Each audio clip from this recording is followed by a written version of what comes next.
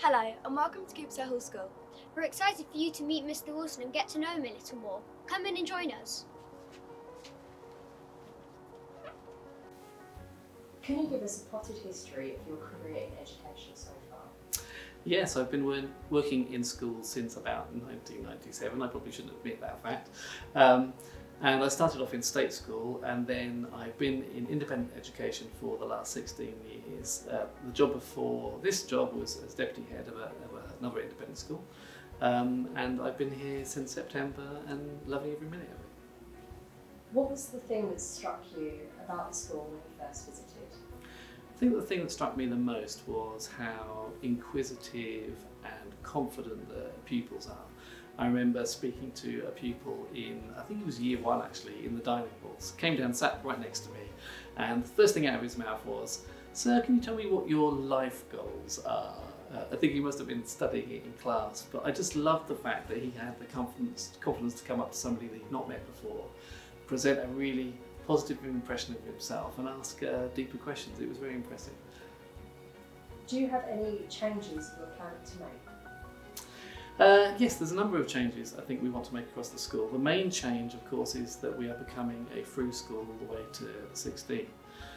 That's going to involve a lot of planning to make sure that there is a really smooth transition for our pupils.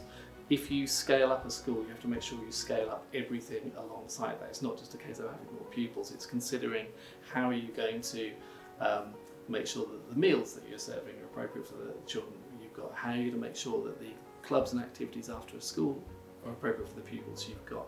So scaling up is really important. But it's not a journey that I'm going on alone. It's really important for me that I listen to the fantastic teachers that we have here and the wonderful parental body as well. We meet really regularly as a community. The parents come into school quite frequently, and I'm listening to the things that they're telling me that they would like to see changed, and we're putting together a new school improvement plan which will give us a direction for the next few years at the school. What do you make of the school setting? Oh, it's a beautiful and historic setting.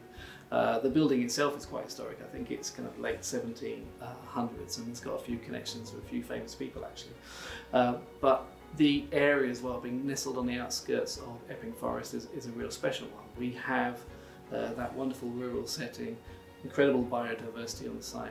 Actually, we've just appointed somebody who's going to come and look at the biodiversity on the site, help develop our eco areas, and also work with the pupils to get them involved in improving the biodiversity on the site.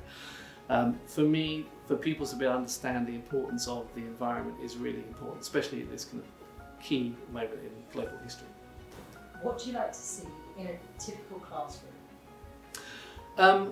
I used to be an English teacher kind of by trade, and in my own lessons what I liked to see was the pupils left the room really challenged and excited. It's all very well to have an enjoyable and fun lesson and they've learnt something, but unless they walk out of that classroom feeling the lesson was in some ways hard, then I feel that they haven't got the best experience. So whichever level of pupils coming in at, whether they're kind of a really strong specialist in English or whether there's someone that's developing their vocabulary and slowly learning new skills, it's important that they all feel challenged. What would you say is a typical Coopersale Hall pupil? I think our pupils are confident and curious in the world around them.